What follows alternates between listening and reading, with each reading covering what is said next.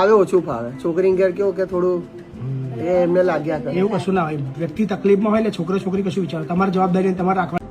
સાચી વાત છે. આટલી બધી ઉતાવળ શું કામ મૂકવાની? પણ કન્ડિશન જ એવી છે તો એમને શું કન્ડિશન છે બેન? તકલીફ છે ઘરમાં? આખી દુનિયા આવું વિચારશે તમારે જેવું તો દુનિયા એનો જ છે, બીજું કોઈ છે નહીં. તમે ના રાખીશું કેમ કહો? કાકાની ઉંમર, કાકા કેટલી ઉંમર થઈ? 60. એટીએમ બેટીએમ પાસબુક બધું અહીં લઈ લેશું. એટીએમ અહીં પૈસા અહીં જમા કરાવડાવીશ તમારે. ક્યાંય એક રૂપિયો નહીં આપવા દો. બોલો બોલો સાહેબ પૂછે, બાપુ પૂછે. એમનો પૈસો છે એમને જ એટલે એમનો પૈસા એટલે અમારા જોડે, અમારે રાખીને પછી અમારા જોડે આવે ને. ના ના એ તો બરાબર અમારે રાખીએ ખવડાવી પીવડાવી પછી જવાબદારી અમારી બને. પછી એ પૈસા પર અધિકાર. ગઈકાલે એમનો પાસે આધાર કાર્ડ નહોતું એટલે પાછા ગયા હતા અને લઈને આવ્યા છે એમના જવાઈ. જવાઈ ને તમે? જમીન. વાહ. અને તમારું નામ? છોકરી પાયલ. છોકરી પાયલ. અંકિત કુમાર અંકિત કુમાર. કઈ રહો છો? વડોદરા. વાઘોડિયાનો. તમારે શું થાય? તમારે સસરા મેં ડ્રાઈવર છું. રિક્ષા લઈને આવ્યા હમણાં જોડે લઈને ફરું કેમ મૂકવા છે એમને વૃદ્ધાશ્રમમાં? છે. એમને કોઈ રાખવા વાળું છે નહીં, મકાન છે કોઈ નહીં. નહીં એમનું? કોઈ નહીં. મિસિસ મારા સાસુ ઓફ થઈ ગયા, અમારા શાળા જોડે કોઈ સંબંધ નહીં. તમે નહીં? હે મારી જોડે વરસ રાખી મારી જોડે અમે તો રાખ્યા વરસ, પણ છોકરીના ઘેર પછી બી બહુ વધારે તકલીફ છે. લખાઈ નહીં કે એમને રહેવું નહીં? એમને બી ફાવે ઓછું ફાવે છોકરીને ઘેર કેવું કે થોડું એ એમને લાગ્યા કરે એવું કશું ના હોય. વ્યક્તિ તકલીફમાં હોય એટલે છોકરો છોકરી કશું વિચારો. તમારી જવાબદારી તમારે રાખવાની ફરજ બને છે.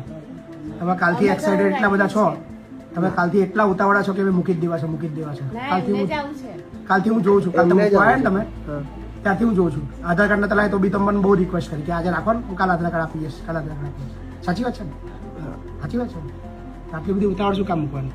પણ કન્ડિશન જ એવી છે તો એમને શું કન્ડિશન છે બેન? તકલીફ છે ઘરમાં? આખી દુનિયા આવું વિચારશે તમારે જેવું તો દુનિયા અટકશે ક્યાં? બધા લોકો આવું વિચારવા ચાલુ કરી દે કે આપણે જેનું કોઈ હોય નહીં એટલે આપણે એમને વૃદ્ધાશ્રમ મોકલી દેવાના. ના એમને થોડી ડ્રિંક કરવાની આદત છે એમને થોડી. ડ્રિંક કરવાની આદત છે. તઈ રહે છે ને તો ડ્રિંક કરવાની આદત એમને થાય છે. તો ડ્રિંક કરે છે. કોઈના ઘેર રાખીએ છે ને તો કમ્પ્લીટ રહે છે. અચ્છા. હવે સગાવાલામાં બી એમની ખાલી બે બહેનો જ છે, બીજું કોઈ છે નહીં. તમે ના રાખીશું કેમ કહો? કાકાની ઉંમર, કાકા કેટલી ઉંમર થઈ? 60 ને 63. એમ દારૂ કેમ પીવો છો? નોકરી કરતો ત્યારથી મજબૂર છું. નોકરી કરતા હતા, પીતા હતા? પોલીસમાં હતા પોલીસમાં હતા. પોલીસમાં હતા? હા. પેન્શન આવે છે? કેટલું આવે છે? 15 ની આસપાસ. તો અહીં જમા કરાવવું પડશે દર મહિને. એટીએમ બેટીએમ પાસબુક બધું અહીં લઈ લેશું. એટીએમ અહીં પૈસા અહીં જમા કરાવડાવીશ તમારે. ક્યાંય એક રૂપિયો નહીં આપવા દો. બોલો બોલો સાહેબ પૂછે, બાપુ પૂછે. બોલો ચલો એમની છોકરીને બોલો બેન. જમા એટીએમ એટલે? પાસબુક બધું હું લઈ લઈશ. બધા પૈસા મારા જોડે જમા રહેશે આગળ. તમને રૂપિયો નહીં મળે. તમારે અહીંથી બધું પૂરું. બરાબર? એમનો પૈસો છે એમને જ એટલે એમનો પૈસા એટલે અમારા જોડે, અમારે રાખીને પછી અમારા જોડે આવે ને. ના ના એ તો બરાબર અમારે રાખીએ ખવડાવી પીવડાવી પછી જવાબદારી અમારી બને. પછી એ પૈસા પર અધિકાર અમારો.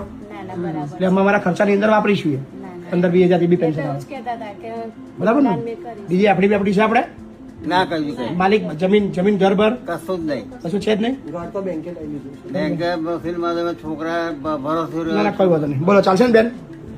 એમને પૂછેલા બોલો બાબુ કે મારે કોઈ જગ્યાએ ભાડા મળી જાય મકાન તો કોઈ બી જગ્યાએ સિક્યુરિટીમાં નોકરી કરી શકો તો મારો પૈસો બચે બાપુ.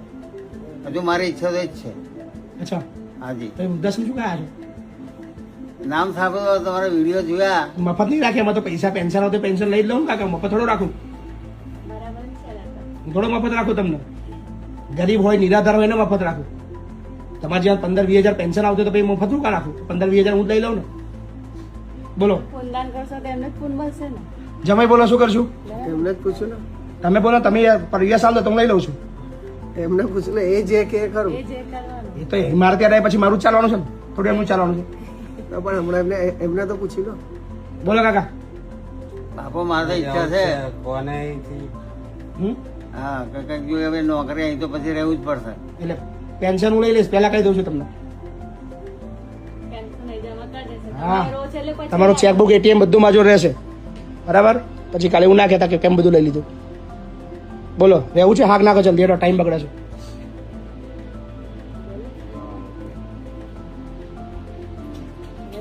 મફત રહેવું છે તમારે? એવું છે?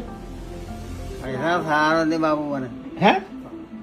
એમને એટલે મફત રહેવું છે તમારે એમ કહું છું કે પૈસા આપીને રહેવું છે? પૈસા તો કોણ લે? પૈસા ના અપાય તો ના પાડતો, ખબર પડે તો વાંધો નહીં, આપણે એવું જરૂરી નહીં. બોલો. બોલના બેટા, તું તો બોલા કઈક. પૂનદાન તો તમે કહો છો ને આલવાનું, એવું કહું છું. દર મહિને તમે આલવાનું તો કહો છો ને. એ દર મહિને 5,000 રૂપિયા કહેતા હતા આપવાના. દર મહિને 10,000 કોણ આવશો? બોલો, 10,000 કોણ આવશો? બેંકના ખાતામાં રાખી મૂકશે એવું કહેતા હતા. શેના કોના માટે રાખવાના? તો એ તમને કોઈ પાલાવતો તો છે નહીં, કોઈ રાખતો તો છે નહીં, તો કોના માટે રાખવાની? એમ કે તમને લો ને, અમારા કોમમાં આવે.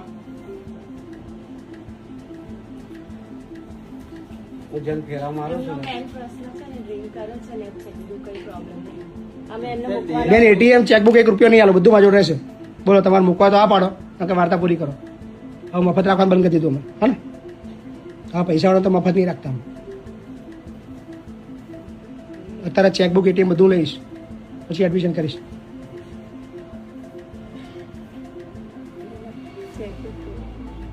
ચેકબુક કઈ હા, તો પછી મંગાવી દઈશું. એટીએમ છે ને તમારા જોડે?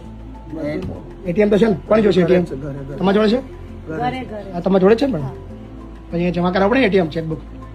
દર મહિને અમારા માણસ ઉપાડે છે 15,000 રૂપિયા ખાતામાં આવે એટલે. બરાબર, અમારે ખર્ચો હોય ને. બોલો. બોલો કાકા, કે મફત રહેવું છે? એટીએમ નહીં આપું તોય રાખી લઈશ. એટીએમ નહીં રાખો આલો તોય રાખી લઈશ. બોલો, શું કરવું છે? મફત રહેવું છે? હા, કશો વાંધો નહીં, ચાલો મફત રાખી લઈશ. એટીએમ તમે રાખજો, હા ને? કોઈ ચિંતા નહીં. પૈસા તો આપવાનું કે છે. ના ના, નહીં જોતા બેન પૈસા, કોઈ ચિંતા નહીં. So thank you. નવું એડમિશન આવ્યું છે, જણાવજો. Thank you.